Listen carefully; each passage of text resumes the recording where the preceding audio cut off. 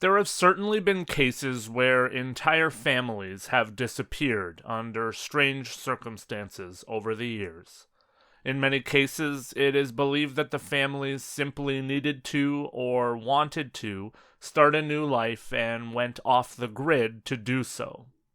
This week, though, we're going to look into a case that is certainly much more sinister than that, and even though the remains of a husband, wife, and young daughter were recovered, proving that they did not disappear purposely, there still are no concrete answers, no suspects, and there has been no resolution whatsoever to what happened to them.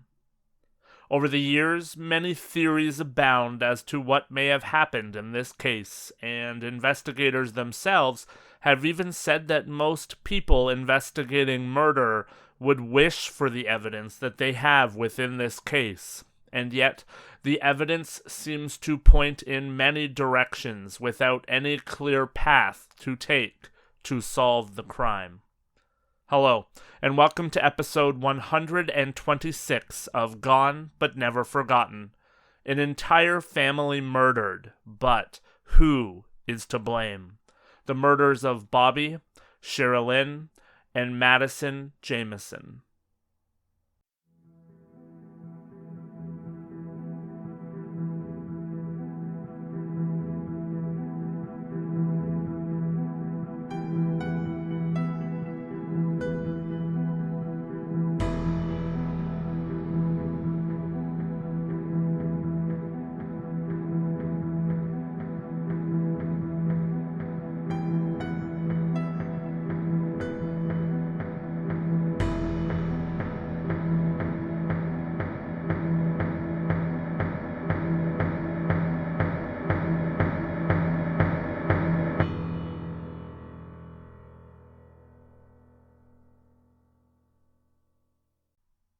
Bobby Dale Jamison, who was 44, Sherilynn Leanne Jamison, who was 40, and their daughter, Madyson Stormy Star Jamison, who was 6, all lived in their family home in Eufaula, Oklahoma.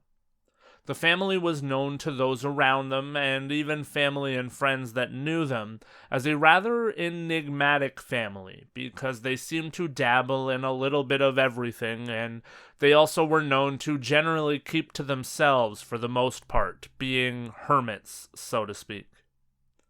Neither Bobby nor Sherilynn worked for a living, as they both suffered from disabilities. Bobby from chronic back pain from an injury that he received in a car accident in 2003, and Sherilynn from bipolar disorder that many have said she didn't take care of properly, and as such she was known to suffer from frequent and severe at times bouts of depression. As such, the family managed their existence, it is believed, from disability payments from the government. The family had plans to purchase a 40-acre plot of land about an hour from Eufaula in the wilderness of Oklahoma. They planned to, at least initially, live on the property in a storage container that they already owned and that was already on their property in Eufaula. It was also believed that the family intended to make that move in the very near future, and as a part of that plan, Madyson had already been pulled out of school. It was said also that Madyson had developed an invisible friend, something that children are apt to do when secluded from other children. Her invisible friend's name was Emily. Bobby and Sherilynn, however, believed that Emily was actually an evil spirit or an evil entity that was living within their home, something that was not new to the family. It was said that Bobby and Sherilynn believed that their home was inhabited by more than one evil spirit, and Bobby had even told the local pastor, Gary Brandon, that there was 2 to 4 ghosts living on the roof of the family home, and Bobby had even asked Pastor Brandon in the past if he knew where he could purchase special bullets that could be used on spirits. So, as you can see already, there was either a lot of spiritual activity around the family home, or a lot of mental health issues that led to perceived spiritual activity around the home. Bobby and Sherilynn, though, didn't seem to shy away at all from spiritual things. Sherilynn was said to have done seances with one of her friends, and her friend has even said in interviews that Sherilynn seemed to take those seances far more seriously than she did. The family had even spray painted various messages on the storage container that was on their property. One of those messages seemed to be a caution to the neighbors. The message said that witches did not take very kindly to people killing their black cats. This message was in response to the fact that 3 of the family's cats had allegedly been poisoned, and Sherilynn believed that one of their neighbors had done it purposefully. Now, Bobby and Sherilynn were not the only people that believed that there was something going on within and around their house. Many of their friends and family members have said over the years that they had seen and felt strange things occurring within the house that the Jamison family lived. It has also been widely reported that there was a copy of the Satanic Bible that was found within the Jamison home. People had been told that Sherilynn had purchased the book as a joke, so to speak, but Pastor Brandon would later say that Bobby had confessed to him the fact that he was reading through the book. For those that don't know, the Satanic Bible is a collection of essays, observations, and rituals that was actually published by Anton LaVey in 1969, and it is the central religious text of LaVeyan Satanism. It has been said that the Satanic Bible is the most important document that influenced and still influences modern-day Satanism. The book trumpets the fact that one should explore one's own nature and one's own instincts. For anyone that is a Christian or spiritual on any level, really, you can likely understand that the ideals in such a text could certainly attract ill spirits at worst, and certainly influence the mind at the very least. The family had been going through a lot of strain and stress within it, aside from the spiritual goings-on that they reported leading up to the disappearance that we're about to get to. A lot of the issues stemmed from what appears to be a massive falling out between Bobby and his father, Bob Jamison. Approximately 6 months before the disappearances, Bobby had actually filed a protective order against his father. Bobby alleged that Bob had threatened to kill Bobby, Sherilynn, and Madyson on 2 separate occasions, one in November of 2008, and the second one in April of 2009. Bobby had also claimed that as a part of that, Bob had hit Bobby with his car on November 1st of 2008. Within the application for a protective order, Bobby would say that Bob was a very dangerous man, and that Bob believed that he lived above and beyond the law. And he also said that Bob was known to associate with prostitutes, with gangs, and he would do and also be around people who were using meth. Bobby would also say that in that application, his entire family was afraid, and that he himself lived in fear of his father at all times, every day. That protective order would go before the courts on May 18th of 2009, and it was ultimately dismissed by a judge. Part of the reason that that protective order was being applied for was likely because Bobby had already started or was in the process of starting litigation against his father in another matter. Bobby was actually suing Bob because Bob had said on many occasions when Bobby worked for him that if he worked for free at the gas station and convenience store that Bob owned, One day, Bobby would own half of the store and thus half of the profits later in life in return for all of that free labor that he did provide. Bobby said in that litigation that his father had never followed through and that he had never received any of that money from his father. On top of all of that, between Bobby and his father, Sherilynn was also going through things that were also taking an extreme emotional toll on her as well. In July of 2009, Sherilynn's ex-husband had taken custody of their son, Colton, and largely because of that, in September of 2009, Sherilynn was hospitalized after she attempted to take her own life. On October 9th of 2009, just about a month after Sherilynn had been hospitalized, the family would pack up their truck for a trip. The intention of this trip was to look into a plot of 40 acres of land that was about an hour from the home, as mentioned, in the Oklahoma wilderness. There is a lot of chatter online about the video of the family as they loaded their truck for this trip. In the video, which you can easily find online, it has been said that the family appears to be rather trance-like as they move and make trips back and forth to the truck. There are also parts of the video, too, where you can see the family members staring blankly at one another, seemingly silent, and staring off into the distance. Now, obviously the video doesn't have sound, so there are a lot of guesses as to what is going on, but when I watched the video myself, I didn't necessarily see too much that made me believe that they were under some kind of spell or anything that really suggested that there was something spiritual or trance-like really going on. What I saw was a family that was hard at work at loading the vehicle, and frankly, we have personally had many a time where we've loaded the car and probably looked much the same way.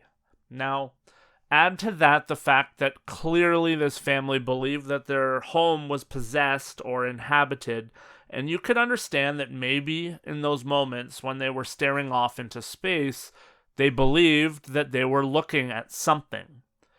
There is a lot of assumptions by people as to what the family was going through in those moments as they loaded the truck. Nonetheless, the family would get into the truck and they would allegedly meet with a man who was associated with the owner of the 40-acre plot of land that the Jamisons were interested in purchasing. It's believed that the man was the last person that saw them alive, but when interviewed, it was believed that he had nothing to do with the disappearance of the family. He simply told investigators that he had met with them at his secluded property in the mountains of eastern Oklahoma, and that he had not seen anyone else in the area at all during the time that the family had come to see him. When friends and family could not get a hold of Bobby nor Sherilynn, at first there was not really much concern, as the family was known to go completely off-grid for periods of time, and many believed that this was simply one of those times. However, things became much more sinister and much more serious a week after the family had left and been last seen. On October 16th of 2009, hunters at a remote location in the woods would come across a truck that was seemingly abandoned on the side of the road. The truck was quickly discovered to be the truck that was owned by Bobby and Sherilynn, and when investigators attended the scene, they would find that the truck was locked. Inside of the truck would be Bobby's wallet, Sherilynn's purse, the family's jackets, a GPS, Bobby's cell phone, $32,000 in cash in a bank bag that was stashed underneath the driver's seat, and sadly the family dog, Maisie, who was by that time very malnourished but still alive. The truck itself was found on the side of a road, but it was not found in a way that would lead you to believe that the truck had been casually pulled over or parked with the intention of stopping and leaving the truck behind. That, of course, led investigators to wonder what had happened to cause the driver to pull over in such a haphazard way and then leave the vehicle, leaving everything seemingly of value behind as well. There was also no evidence of a struggle on the inside of the vehicle, nor the outside of the vehicle, and there wasn't even much disturbance in the soft dirt that was all around the vehicle itself. Former Latimer County Sheriff Israel Beauchamp would later say that the appearance of the scene led him to believe that they were either forced to stop at gunpoint or they were stopped by someone that they recognized, because there was literally no evidence of any kind of struggle. He said that it appeared to him that they either left willingly or they were forced to leave by some sort of force. This is where the case certainly starts to get strange. It is certainly odd that the entire family seemingly left the truck of their own volition, or were forced, but that they left seemingly everything of value behind and also left their dog. This is also not a family that was willing to go for a long hike in the woods, because Bobby was known to have a bad back, and both he and Sherilynn, as previously noted, were disabled. When investigators checked out the GPS, they would find out that the truck had previously been higher up on the hill where the truck was found, and when they did investigate further up the hill, they did find footprints, but there was not any other further evidence to be found. The other puzzling thing was the $32,000 that was found in the truck. And as we will talk about later, that has led to much speculation within this case. Family would say that they were not aware of where that amount of money would have come from, because the family was known to be struggling by with their disability payments. I did find some reports online that said Bobby had received $60,000 or $70,000 from his father as a settlement for their lawsuit, but I could not find any substantial proof of that. However, in an interview with the I Don't Drink Coffee podcast in 2022, Israel Beauchamp would actually say that $32,000 in the Jamison case was missing. So that does lead some loose credence to the rumors that the settlement was made, and then that Bobby had split that money between he and Sherilynn. The search for the family was said to have been very extensive. Over 300 people actually helped to search for them. There was an air search as well as a ground search with over 300 people, horses, mules, ATVs, a drone, and 16 cadaver dogs, all used within that search. But there was no further evidence found at that time. At that point, seemingly, everything went cold. 4 years later, on November 16th of 2013, investigators would get their next and saddest break in the case, when hunters were looking for deer hunting locations deep in the wilderness, and they came across the partial skeletal remains of 2 adults and 1 child. The bodies were found 2.7 miles, or just less than 4.5 kilometers away from where the Jamison family truck was found. I found this to be strange. To me, that seems well within what you would suspect a general search radius would cover when looking for missing people.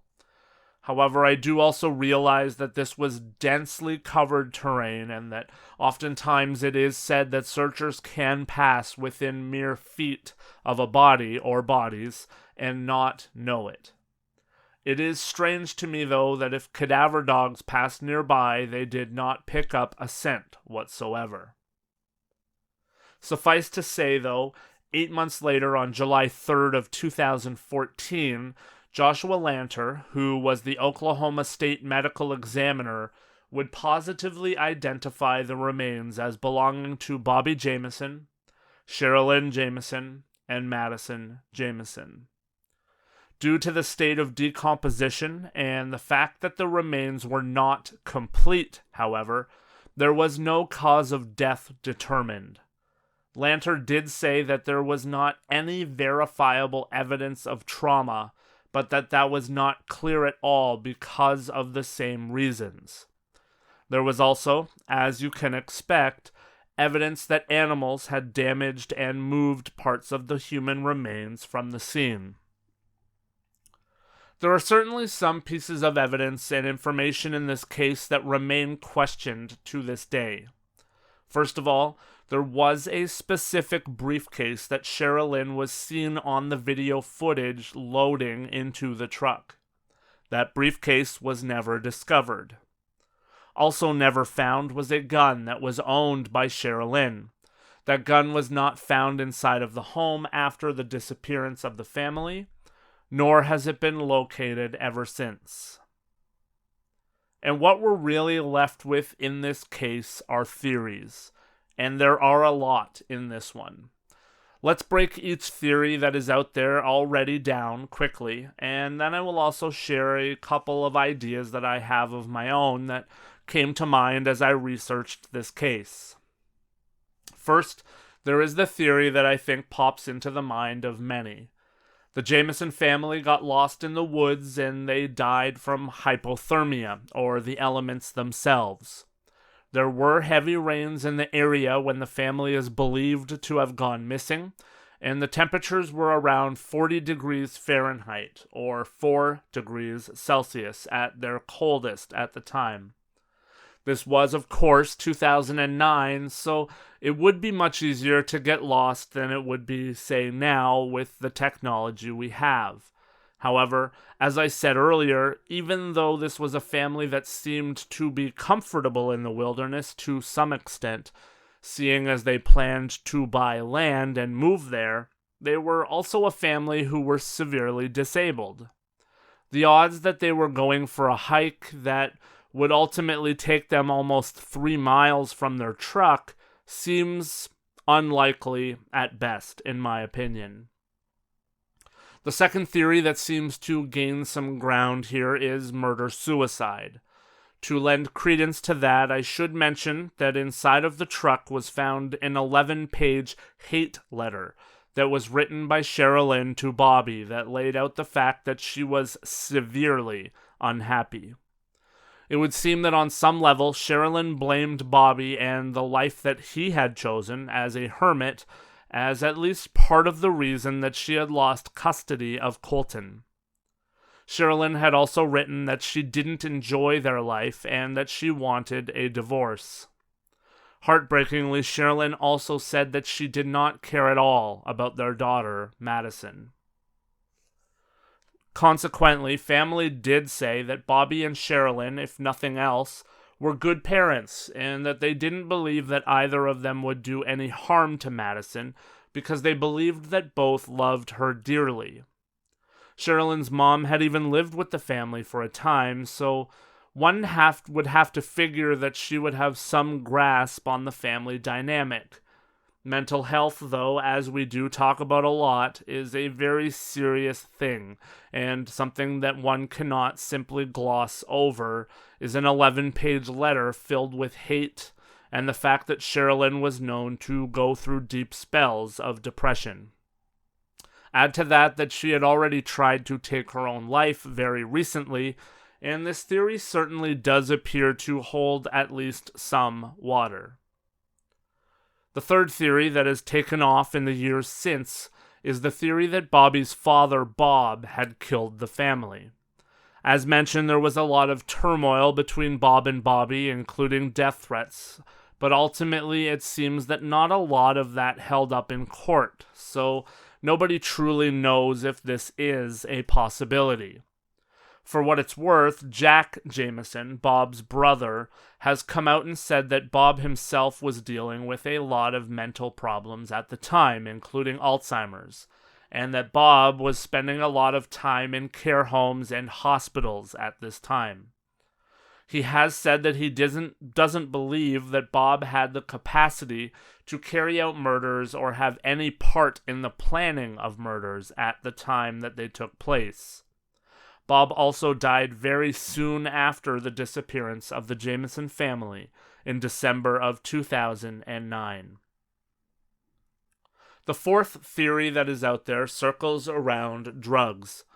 This one seems relatively loose for the most part, as people seem to base it on the fact that there was a lot of money in the truck, combined with the apparent trance-like way that the family was acting while they loaded the truck for their trip. Many people apparently believed that Bobby and Sherilynn did drugs, and many have hypothesized that this was all about a drug deal that went bad. There are different theories that spider off from this one, from the fact that Bobby and Sherilynn planned to purchase drugs to sell with the money that they had with them, or the fact that they had sold drugs and perhaps ran off with the money, and varying things in between those two theories. Finally, the fifth theory is that the family was killed by a cult in the area. It has been said that there were different cults operating within the area, and there was an apparent tie-in to a white supremacist group allegedly for the family. Because Bobby was disabled, the family had hired a man to do work in and around their home, and he had actually stayed with the family for a time as well. However, the man would find out that Sherilynn was of indigenous heritage, and then it was said that the fact came out that the man was part of a white supremacist group. People knew that the man had started to call Sherilynn by racist names and even used racist slurs when talking to her and of her, and that things had escalated from there. It was even said that one time the argument between Sherilynn and the man had gotten so bad that Sherilynn had grabbed her gun, chased the man, and even fired a shot into the ground beside him. Sherilynn had reportedly then chased the man from the property and told him that he was no longer welcome there. The man himself was cleared by police as a suspect, as they said that he had a solid alibi. However, that doesn't mean that someone else within the group or cult couldn't have committed the crimes for him. Strangely, a friend of the Jamisons said later that an anonymous woman had called her and said that she had previously been a part of a cult in the area. The woman said that there was a list of names that the cult had listed of people that had been a problem for the cult in the past. The woman said that when she would see a name from time to time, she would go home and Google the name, and she said that two of the names that she had come across were Bobby Jamison and Sherilynn Jamison. I know that many of us hear about cults and groups like this and kind of roll our eyes at times, but it certainly is a possibility, as we have seen in many cases, and there does appear to be a tie-in here. And now, I'll share two of the off-the-cuff ideas that came to my mind as I researched for this episode. First, the idea of drugs. If we don't know where that money came from, I wonder if there was a chance that Bobby and Sherilynn had been selling drugs for someone in the area, and they had attempted to escape and purchase those 40 acres with the proceeds of those drug sales without giving back whatever money that they owed and were on the hook for. If that is a possibility, and I'm sure that's a bit outlandish, perhaps they were caught, found, and dealt with. However, that certainly leads to more questions, like why wasn't the vehicle searched and the money retrieved? Unless someone took the briefcase that perhaps had the other half of the money, and they believed that that was what they were owed. That briefcase really feels like a smoking gun in this case, As I said, Sherilynn was the person that was seen putting it into the truck, and her gun was never found. What I found myself wondering was if Sherilynn really did have a death wish for herself, but also for her entire family. Maybe she brought her half of whatever money the family had, and she had it in that briefcase because she had set something up in that wilderness. If Sherilynn had set up a hit on her family, she could have convinced Bobby to pull over, or she herself could have pulled over if she was the one driving when she saw someone on the side of the road, and it would explain why there was no evidence or struggle left behind. Perhaps someone took the briefcase from Sherilynn, not knowing that there was more money within the truck, and they simply left after they had committed the murders. If the hate that Sherilynn had written about was so very real, maybe she would have found something poetic in paying to have her husband, who she loathed, and her daughter, who she said she didn't care about, murdered by using the money that they had gained in some way, shape, or form, perhaps even in that lawsuit with Bobby's father. If all of that was true, whoever carried out those murders would not have returned to the truck because they had already received their payment, and they wouldn't want to risk leaving any evidence behind with the truck. All I can say is that the more that I think about that, it seems to make more and more sense within my mind. It also ties into the fact that the former sheriff says that there is $32,000 missing in this case. Needless to say, as there always is, there is a person or people out there that know what happened on that October day in 2009 when 3 people's lives were taken. If you are one of those people, please come forward. In cases like this, there are always tips that trickle in and theories that trickle out, but money, time, and efforts are spent by investigators trying to close cases like this one. Furthermore, there is a family that is left behind that does deserve to know what happened to their 3 loved ones, regardless of how grisly the explanation may be. This is an open case that can certainly be closed. I feel like there is not a chance that somebody doesn't know what happened to Bobby, Sherilynn, and Madyson. If you know anything, please reach out to the proper authorities and help to let the family know what happened to their loved ones. I would be remiss if I didn't touch on the fact also in this case that there is a lot of spiritual things that seem to have been real or perceived going on around this family. There was a lot of talk of evil spirits, and there was a lot of talk about the Satanic Bible. Our minds are terribly hard to keep pure in the world that's around us, and as a Christian, but even more so as a person who has struggled mightily with filling my mind at times with various evils, and yes, you could perhaps even argue that true crime stories are one of those, I have learned that I need to protect my mind because of insecurity, doubt, and perhaps most severely paranoia. All of those things can become things within our lives that can dictate our thoughts and our actions. Philippians chapter 4 verses 8 and 9 says, "Keep your thoughts continually fixed on all that is authentic and real, honorable and admirable, beautiful and respectful, pure and holy, merciful and kind, and fasten your thoughts on every glorious work of God, praising Him always." I know that it's getting harder and harder, it seems, in the world around us because there are so many things in our lives that seem to run completely opposite of all of those positives. But remember that there are positives in the world around you, and specifically in your own life. Even when things are seemingly at their worst, there are positive things that you can focus on. Start with trying to be that positive in someone else's life today and tomorrow and for the next week. Thank you for listening to Gone But Never Forgotten. Be well, be better, and I will see you back here again next week.